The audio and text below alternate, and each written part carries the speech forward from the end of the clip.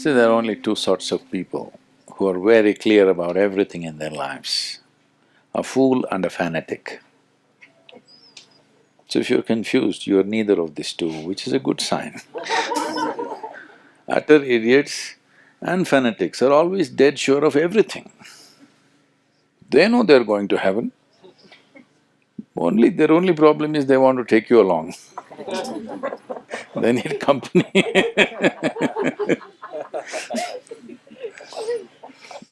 This is a thing going everywhere, particularly in the Western world, but it's very much come to urban India in a big way today.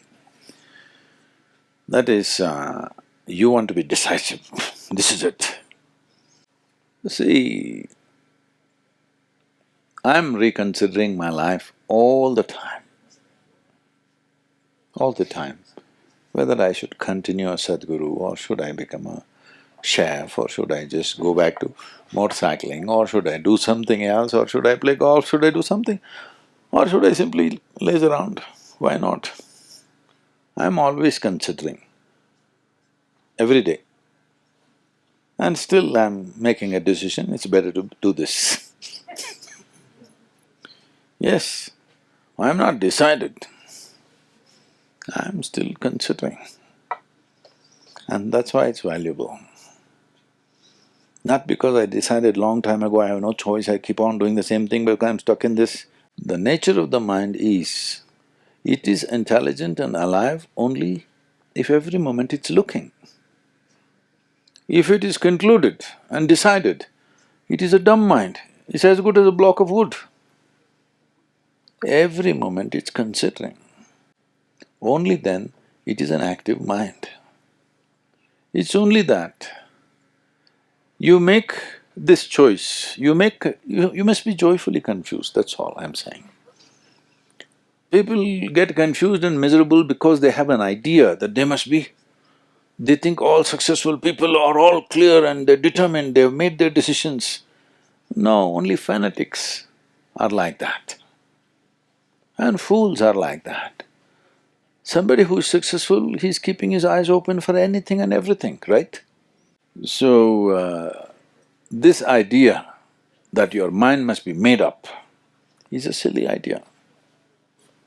It's important that every moment it's a choice, everything that you're doing, life becomes beautiful because there is enormous joy because you want to do this right now. Because I decided 10 years ago I'm doing it, how will you have any joy in what you're doing right now? So, this every day in the morning you get up and you don't know what to do, it's a perfect way to get up. Yes. This does not mean that you will do different things every day. Even if you do the same thing, it's by choice. Then it keeps you alive to everything that you're doing because you're doing it by choice. The choice that you're making is now. You might have made the same choice 10,000 times in the last 10 years, it doesn't matter. But now you're once again making an active choice.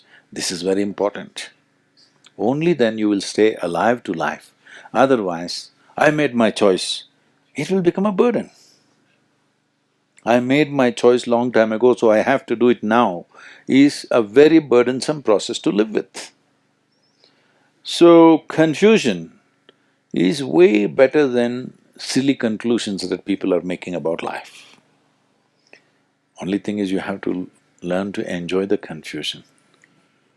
Yes, I'm working hard to make you confused. Yes, because all kinds of idiotic conclusions about life, all kinds of stupid conclusions. See, for a long time people had this conclusion that they will go to heaven, all right? I'm just taking one troublesome thing right now because with Afghanistan as a situation, it's troubling everybody in the world. Heaven-bound people, what they do on this planet is, because they're going to heaven, what is on this planet is not of value. Anyway, they're going to heaven. So now they brought it to everybody's face, it's always so. It's just that people don't see it most of the time. But now, with a geopolitical situation, they are rubbing it on your face. We are going to heaven, you are not going, so you see what we will do to you. Anyway, I'm not going to your heaven, I'm not going to compete with you in the real estate of heaven. You can leave me alone. Hello? Yeah, I'm not going to heaven. So you are heaven-bound people, you should ignore me, isn't it? But no, you cannot, because your lie will not fly if I live.